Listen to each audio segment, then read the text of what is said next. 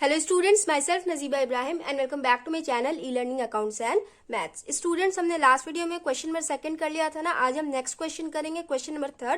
तो देखिए क्वेश्चन में क्या लिखा हुआ है। Enter the following transactions in the journal of Sahil brothers. Sahil brothers के जर्नल में हमें ये सारे ट्रांजेक्शन्स की एंट्री करनी है। चलिए स्टार्ट करते हैं। 2018 1 October purchase goods from Anil for cash. 1 अक्टूबर को अनिल से गुड्स परचेज किया गया है कैश में। ठीक, तो एंट्री क्या बनेगी इसमें। तो सबसे पहले तो देखिए गुड्स परचेज किया गया, रियल अकाउंट वाला रूल यूज करेंगे। डेबिट में हो जाएगा परचेज अकाउंट डेबिट। सबसे पहले हम यहाँ डेट लिख लेते हैं 2018 1 अक्टूबर परचेज अकाउंट डेबिट। उसके बाद क्रेडिट में क्या लिखेंगे। तो क्वेश्चन ये आता है कि क्रेडिट में गिवर का नाम लिखेंगे या फिर कैश लिखेंगे। तो क्वेश्चन नंबर 1 में मैंने आपको एक्सप्लेन किया था, जब भी आपके क्वेश्चन में गिवर का नाम दिया हो उसके साथ साथ कैश भी लिखा हो तो उस केस में हम कैश की एंट्री करते हैं। गिवर का नाम हम नहीं लिखते हैं। ओके, तो यहां हो जाएगा टू कैश अकाउंट। इसका मतलब, इस ट्रांजैक्शन का मतलब क्या है। इस ट्रांजैक्शन का मतलब यह है कि हमने 40,000 का माल परचेज किया है जिसका हमने कैश पेमेंट कर दिया है। ओके, अब अनिल को 1 रुपया भी नहीं देना है। समझ में आया ना। नरेशन क्या हो जाएगा, purchase goods from Anil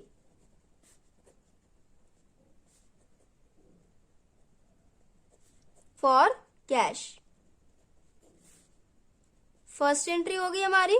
second entry देखिए 3 October purchase goods from Atul. यहां ध्यान दीजिएगा, यहां पे आगे कैश नहीं लिखा हुआ है, यहां बस इतना लिखा हुआ है कि अतुल से गुड्स परचेज किया गया।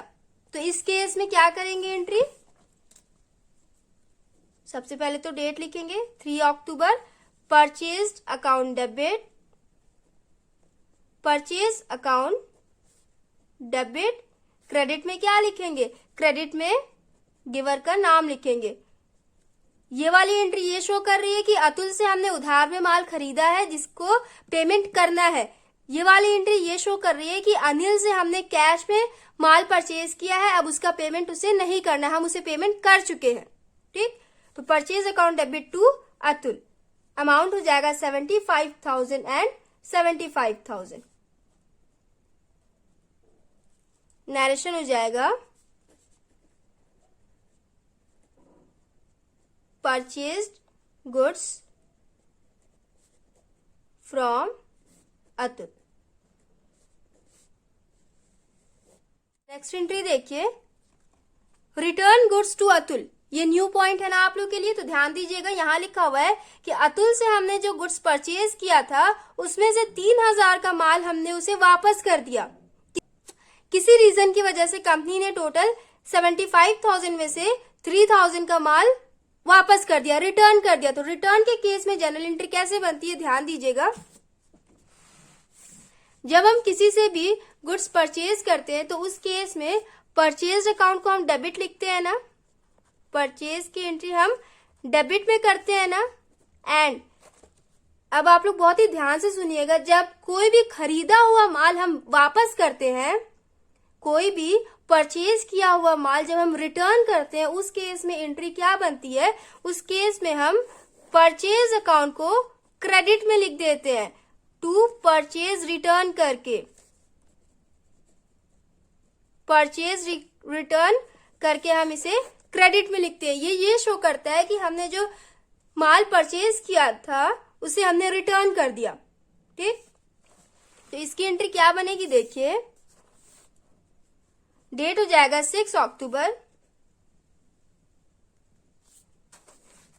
अतुल से हमने माल परचेज किया था, अतुल को हमने वापस कर दिया। तो जब हम उसे रिटर्न कर रहे हैं तो यहाँ अतुल रिसीव कर रहा है ना, रिसीवर यहाँ पे अतुल कहलाएगा।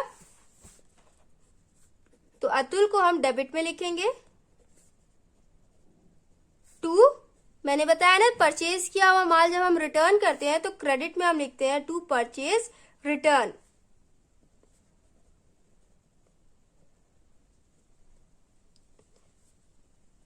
$3,000 का माल वापस किया गया तो यहां हो जाएगा 3,000 एंड 3,000। समझ में आया। नरेशन हो जाएगा return goods to Atul.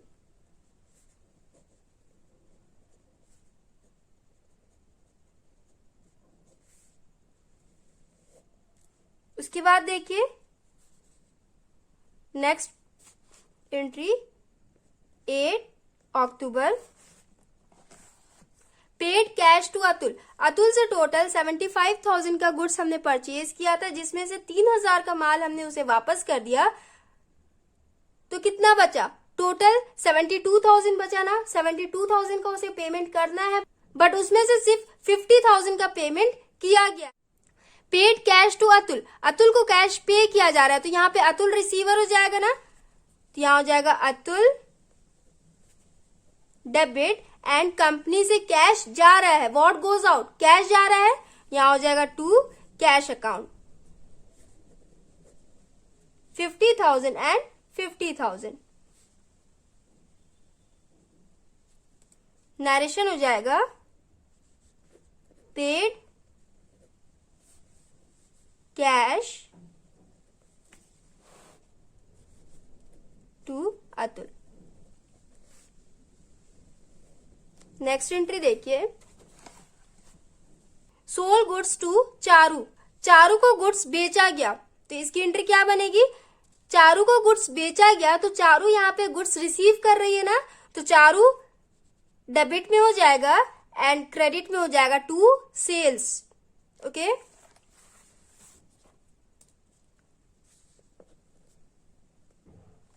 Personal account and real account दोनों रूल हम यहाँ यूज करेंगे, क्योंकि चारू पर्सन का नाम भी दिया हुआ है एंड गुड्स एसेट भी दिया हुआ है। सोल्ड गुड्स टू चारू, ध्यान से सुनिए, sold goods to Charu, Charu को गुड्स बेचा जा रहा है, तो चारू गुड्स रिसीव कर रही है, चारू यहाँ पे रिसीवर हो गई, एंड हमारी कंपनी से गुड्स बाहर जा रहा है, तो गुड्स की जगह पे हम सेल्स वर्ड यूज करेंगे। जैसे परचेज की कंडीशन में हम परचेज वर्ड यूज करते हैं ना, वैसे सेल्स की कंडीशन में हम सेल वर्ड यूज करेंगे।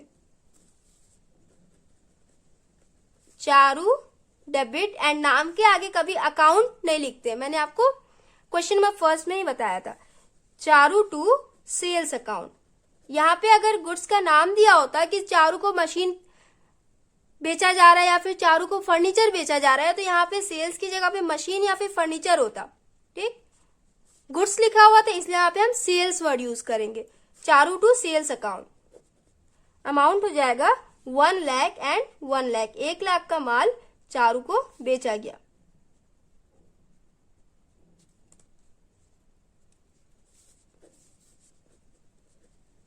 Sold goods to Charu.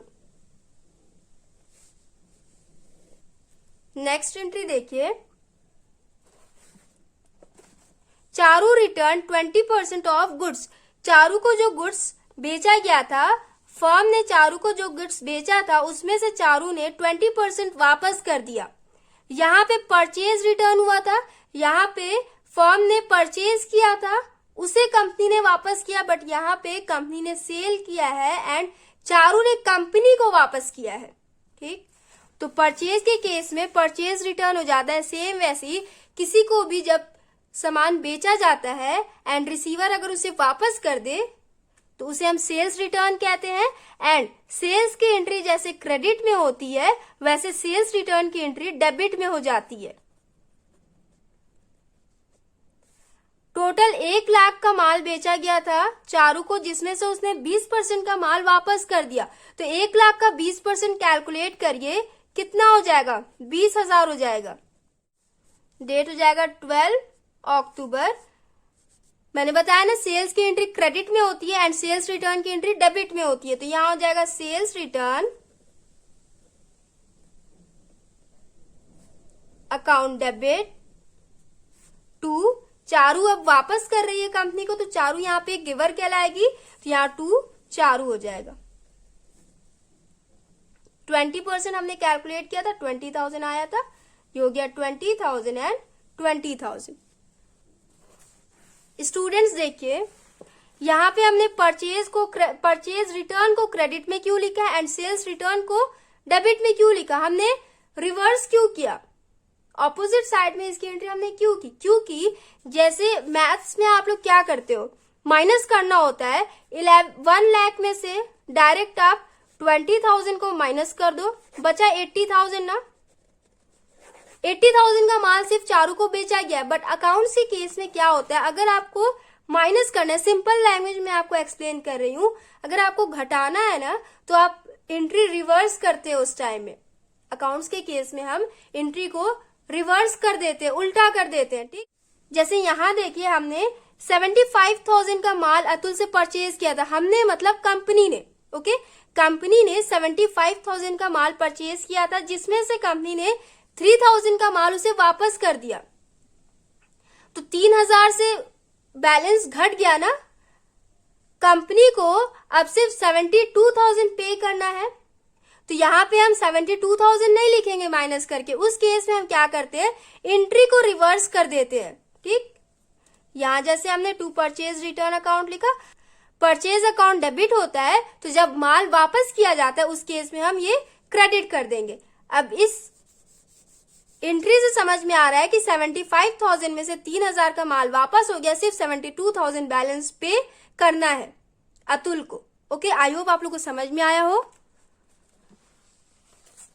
Next entry easy है, देखिए क्या लिखा हुआ है, पेड रेंट, रेंट पे किया जा रहा है, रेंट एक्सपेंस हो जाएगा, एक्सपेंसेस की एंट्री डेबिट में होती है।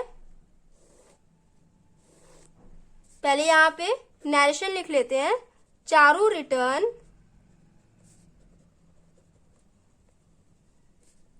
गुड्स,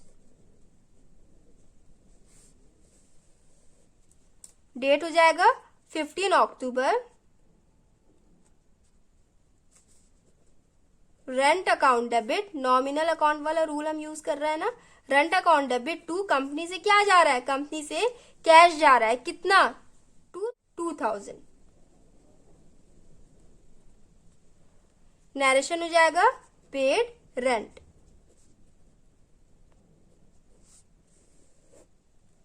उसके बाद नेक्स्ट एंट्री देख लीजिए, last entry, Sahil withdraw for personal use, Sahil यहाँ पे ओनर है, यहाँ लिखा हुआ है साहिल ब्रदर्स के बुक में हमें ये सारे ट्रांजैक्शंस की एंट्री करनी है, तो यहीं से हमें पता चला कि साहिल ओनर है एंड ओनर अपने पर्सनल यूज के लिए 10,000 विड्रॉ कर रहा है।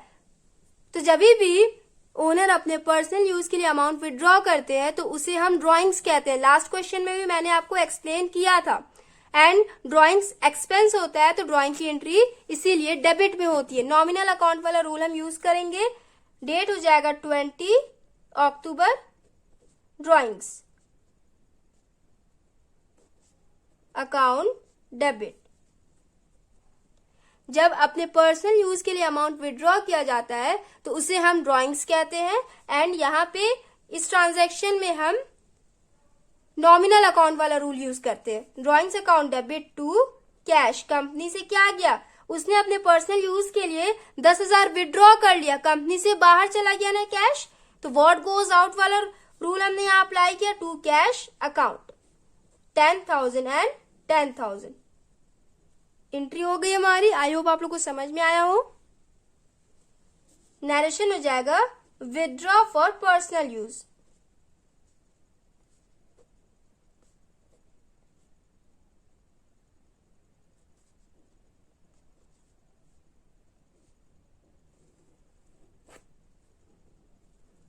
टोटल कर लेंगे, 30,000 plus 75,000 plus 3,000 plus 50,000 plus 1 lakh plus 20,000 plus 2,000 plus 10,000, ये हो जाएगा 3 लाख।